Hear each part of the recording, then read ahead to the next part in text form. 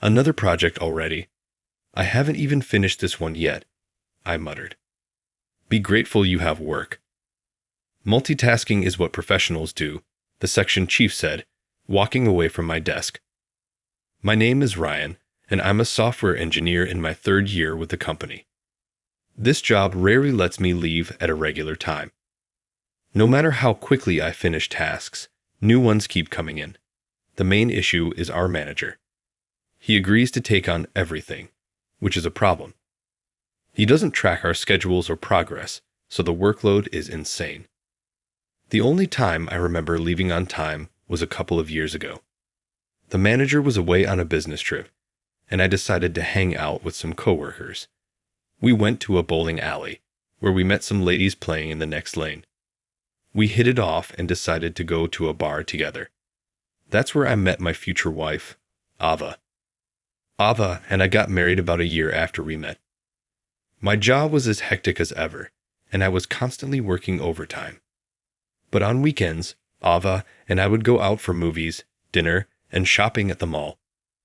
Lately, Ava had been experiencing a lot of lower back and abdominal pain. She tried massages, chiropractic treatments, and osteopathic care, but nothing seemed to work. One night, she had not just her usual back pain, but also severe abdominal pain. I found her condition alarming and called an ambulance. We ended up in the ER in the middle of the night. I thought it might be appendicitis, but I was way off the mark. The ER doctor, an internal medicine specialist, looked quite concerned and said, "Ava, you should see a gynecologist immediately." A gynecological issue? She's been wanting kids. Is she going to be okay? Worries flooded my mind. All I wished for was Ava to recover. The next day, I took a day off and accompanied her to a renowned hospital's gynecology department. It turned out Ava had uterine cancer. It had advanced and even spread to her colon.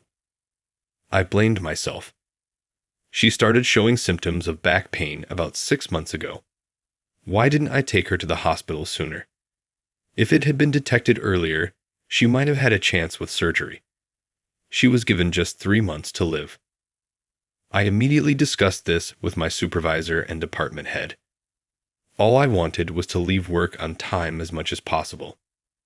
I even went to my team and asked for their understanding and cooperation. My colleagues were very supportive.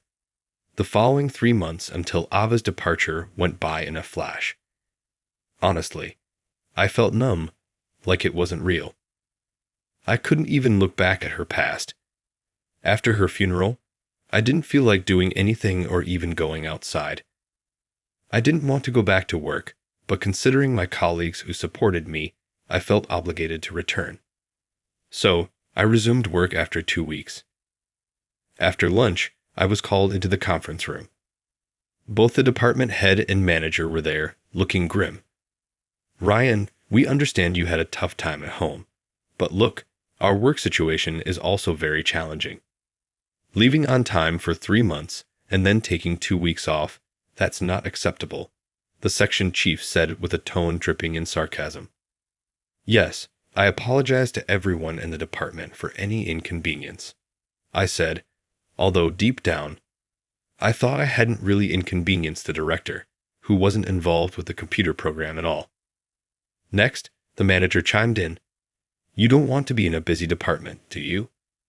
We happen to have an opening in our office out in Iowa. You'll start there next week." I remembered hearing from a colleague, probably Mike, that if you took consecutive days off or refused overtime several times, you could be sent to a less desirable position. With Ava gone and a void in my heart, I didn't care where I worked anymore. Working had become so insignificant that I simply didn't care about it anymore. Feeling utterly disheartened and lacking any motivation, I just sat there, nodded, and returned to my seat. Sometime later, I moved. My new location was a quiet rural town. Demoted at such a young age, huh? I mumbled to myself, looking at the vast landscape. Before I knew it, a week had passed since my transfer. The new company, for better or worse, was a place where I had a lot of free time. Hardly any need for overtime. I could work at my own pace. One day, I was coding a simple program at a coffee shop for a change of pace. After a while, droplets began to fall on the table I was using. It was raining outside. For a second, I thought the roof was leaking.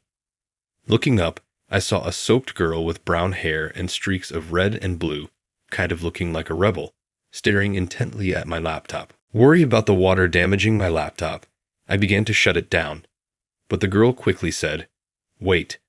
Hey, mister, you work with computers, right? Can I see? I'm kind of interested." "Well, yeah, but you should dry off first. Don't want you catching a cold," I replied and called the staff. "Excuse me, can we get a towel for this young lady here?"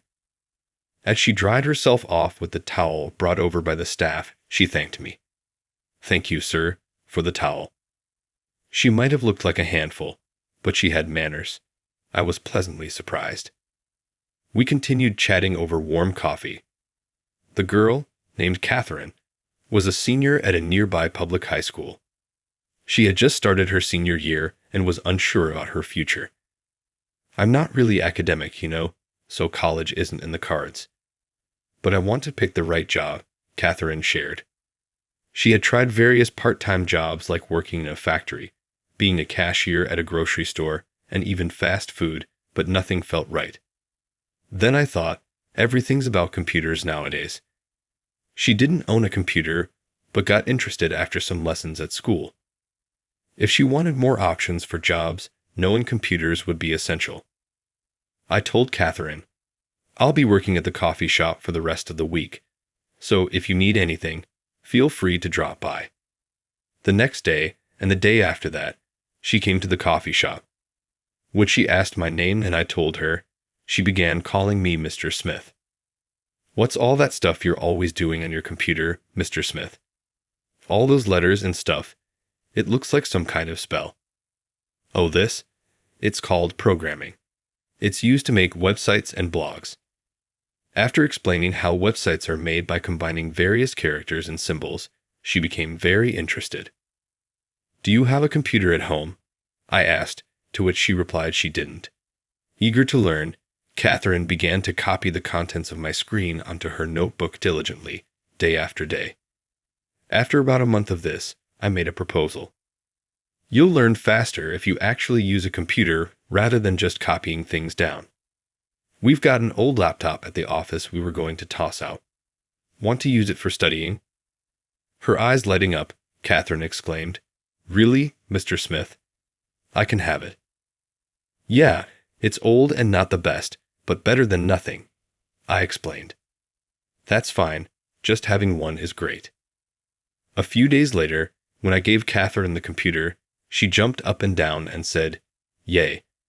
From the next day, she came armed with a barrage of questions. She was diligent, buying books to study from and bringing a notebook filled with questions to go through. Thanks to that, she was able to launch a small website just 6 months later. "Hey, I can use this as a reference for job hunting," she said with a gleaming smile, obviously delighted. With job interviews just days away, Catherine dyed her hair jet black. "Catherine, you look so professional." "Just for now. Once I secure a job, I'll go back to being stylish," she said with a bashful smile, slightly pouting. "Good luck with your interviews." "Thanks," Catherine replied, flashing a peace sign with a big grin.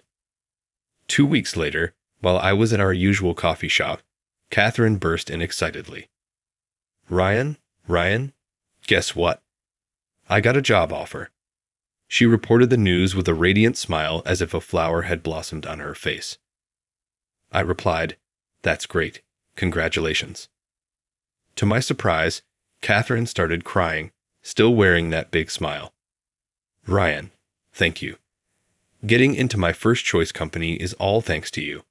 I really appreciate it." Seeing her like this made me happy.